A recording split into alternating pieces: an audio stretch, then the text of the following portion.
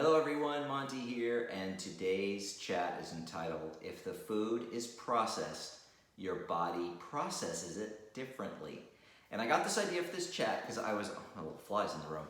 I got this idea for the chat. I was at Publix, my local supermarket, the other day, and I was buying my kombucha. So I love the GTS Synergy kombucha. This is one of my new favorites. It's golden pineapple. I love the guava goddess. I love the it's cherry coconut. I forgot the name of it. It's got the two hands holding together. Anyway, those are some of my favorites. And I was online checking out all my kombucha, and she was asking me about the golden pineapple, the girl. I said, yeah, it's one of my guilty pleasures. I feel guilty about drinking it, so I only limit myself to one a day, but I probably should stop because I put on some weight, and I probably need to get rid of everything that's bad, like the white flour and all that stuff. And she's like, but this is all natural. Why is it bad for you? And I realized the moment she said that I was going to have to do a chat on this. Some of the things I'm going to talk about today, I've talked about before, but sometimes people need to hear them a couple of times till it really registers. And it's something I hear from people all the time, like when they're putting all this honey in their tea, and I go, oh my God, that's a lot of calories right there. Oh, but it's honey, it's all natural. And I'm like, yeah, but your body processes it just like refined sugar. And it's all about when we process food, right? When we process the food, our body then doesn't have to process it, so it affects our body differently.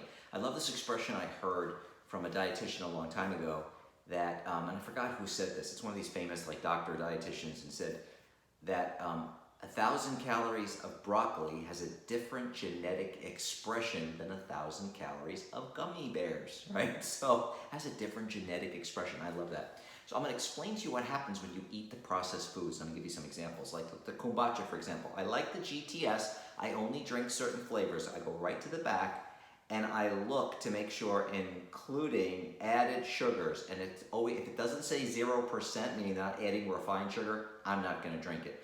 Now, this is 16 grams of natural sugar in here. But guess what, though? Even though it's not refined sugar, your body processes it just like refined sugar, which means it can make you fat very quickly rather than if I ate some pineapple, right? The only difference with drinking this with no added sugars versus the same drink with added sugars, like most of the kombuchas have added sugars, and even some of the GTS has added sugar, refined sugar. You have to always read the nutritional facts, and now they have on the label including added sugars. It doesn't list sugar, which makes it easy to figure out how much refined sugar is in there. And 16 grams of sugar is a lot. I normally don't eat that in a day, right? So if I'm just eating my chicken bacon has a couple of sugars, but I'm always estimating I don't eat, if I'm not drinking this, I don't eat any, more than maybe 5 or 6 grams of added sugar in a day. Maybe 10 tops, right? I don't count the natural sugars. But something like this goes right into your bloodstream, and I'll explain to you how this works. So when you eat fruit, whole fruit, we're talking about whole foods, means it hasn't been touched. The whole food, the whole fruit, the whole grain that hasn't been processed, right? When you eat that with the fiber, it acts like a slow release of the glucose into your bloodstream because your body has to process it, right?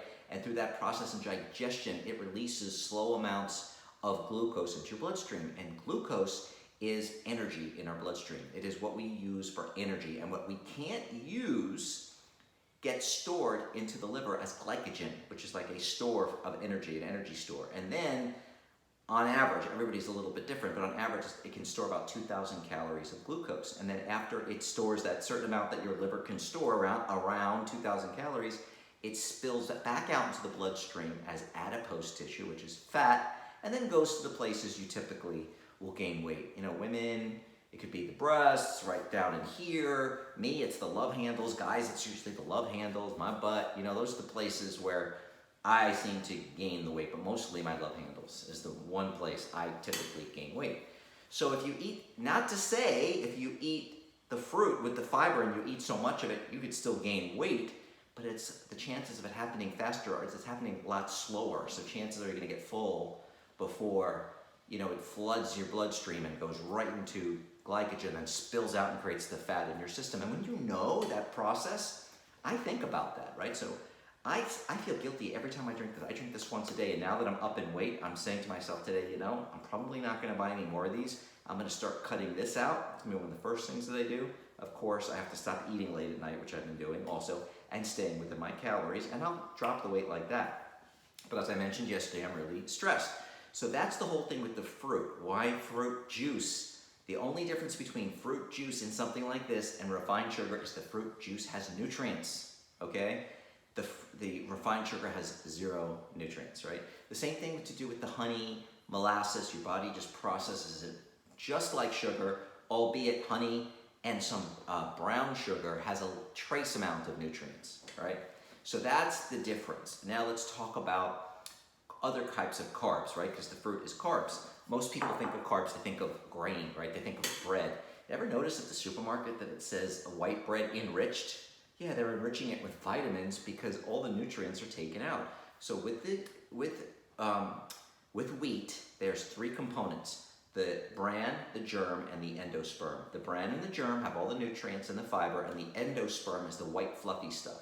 So what do? We process it, and we take it, we throw away, or they make whole wheat bread with the bran and the fiber, other bran products. But for the white bread, the white flour, which most of us like, and most of us eat a lot of that, it has no nutritional value whatsoever, and it has no fiber to slow the release of the glucose into the system, which then creates the glycogen and spills out after the liver is full, which stores the glycogen and creates the adipose tissue, the fat, and that's a very fast process, right? So basically, that white flour turns to sugar, and whatever we can't use immediately gets stored, and then whatever it can't store anymore gets fat created. So you see the process? It's because we process the foods. We've done unnatural things with the food, so all that white floury stuff then just goes right into our bloodstream. The same thing with honey, the same thing with molasses. You know, and I have, conversations with people all the time. I was in the car with Debbie the other day. We went to the nursery, and we were talking to buy some plants, and she was like, oh, but I use stevia. She wanted a stevia at the Starbucks. I was going to go pick up Starbucks for us. And I was like, stevia, oh my God. She's, oh, but it's natural. And I read another article about this, and I probably should do a chat about this in the near future. And I'll have to go back online and look it up. I didn't memorize all this stuff. But 99% of the people that process stevia use something very toxic to process it, right? And the article that I read said something like, hey, if you're taking a stevia leaf and you're grinding up in one of those little pedestal mortar things, and you're putting it in your food, go for it. Perfect. Now, who's doing that, right? So what they're doing is they're processing it to turning into that white powder, and some of that processing is very toxic. So I just wanted to talk about this. I was really inspired by how many people just think, oh, well, it's all fruit juice, it's all natural, it's all great for you, you can drink as much as you want. Still gonna make you fat. Now, do I think this is the reason why I've gained all this weight, back up 10 pounds again? No, but I do think it'll help take it off. And I also always think about, I don't know if you remember back, it might be like the 90s, this crazy woman, Susan Powder, and she was blonde and had the spiky hair, and she's like, stop the insanity, and she'd scream, and she said, you could eat as much as you want as long as you eat whole natural foods. The problem with that is, with our busy lifestyles, I don't think anybody is going to be eating all natural stuff. I couldn't make my own bread, and I like having sandwiches, and I like, doing frittatas and all this, pitatas with some pita bread and all this other stuff. I'm not going to be making all that on my own. And especially when you're working, before Corona, and you're traveling and you're eating out in restaurants, it's just very, it's like almost impossible to eat 100% raw natural foods. Now, however, though, I will tell you, I don't eat a lot of processed food. I do eat, when I buy bread, I used to buy the Alvarado bread, which had nothing bad in it.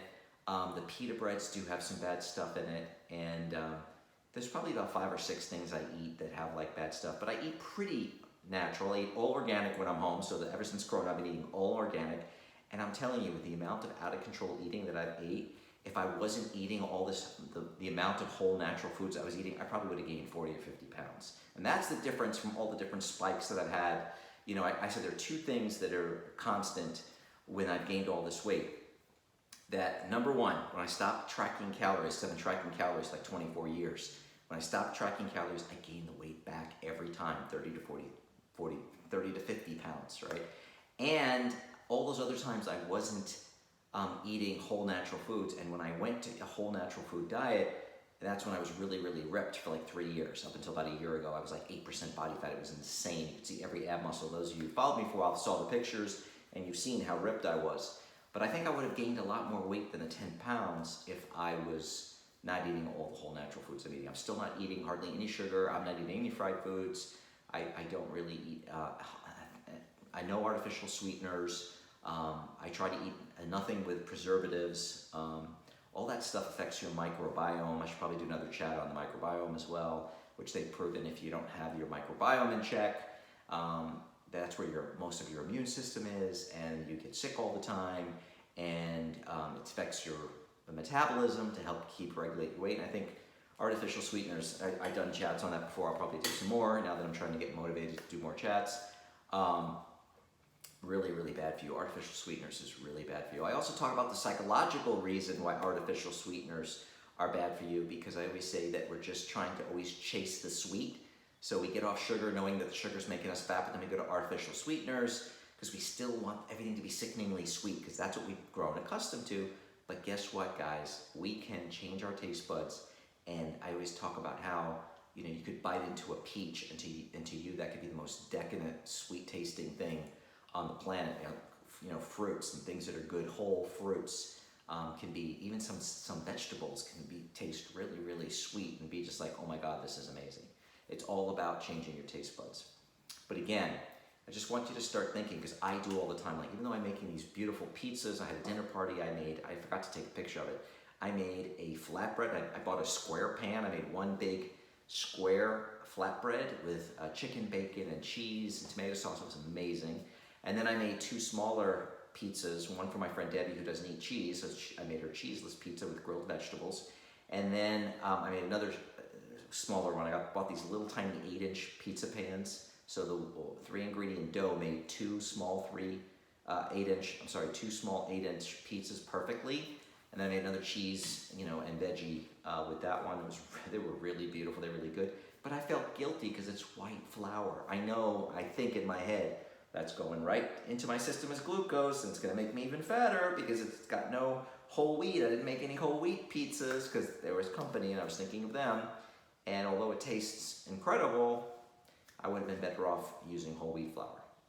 So I think about those things now, and that can help you in your weight loss journey and your health journey, because you're getting more nutrients. When I started really eating whole natural foods, my skin has never been better. I'm 56 years old, and first thing they say to me is, oh my God, your skin is so amazing. It's just because of all those nutrients from eating the whole foods. Also, they say sugar is very inflammatory, and very high sugar content. It's very inflammatory to the body and can cause all kinds of skin rashes and inflammation throughout the body. So there's more reasons why you want to eat more whole-based foods. And if you listen to any doctor or nutritionist, most doctors don't know that much about nutrition. Let me change that. Nutritionist, they'll tell you, and you'll see all the articles on nutrition, you should switch to a more whole-based foods diet. Anyway, we're running out of time. That's the chat for today. But just always keep in your mind, if the food is processed, your body's going to process it differently. And it could make you fatter quicker than if you ate non-processed foods. Well, I hope you enjoyed today's chat, and I'll be talking to you tomorrow.